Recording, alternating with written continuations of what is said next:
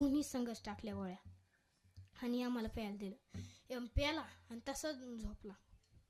आणि यम झोपल्यानंतर मी तर काय केलं, आता मी थोडं आता शाळेत जाणारा गडी, मला सगळं कळत आहे. मी त्याची यादी काढली. यादी काढल्यानंतर माझं नाव कधी पाहिलं, माझं नाव आलेलं होतं. ती खुडलं आणि शेवटला लिहिलं सगळ्या. तर मी तेवढं हुशार, मला तेवढी अक्कल आली. तिथं शेवटला लिहिलं आणि 4-5 तासांनी यम डुलत डुलत उठला. आता मला सुद्धा कटकट आलेली, कधी जातं एकदाच. मी पाणी मारून उठला आणि यादी बघितली.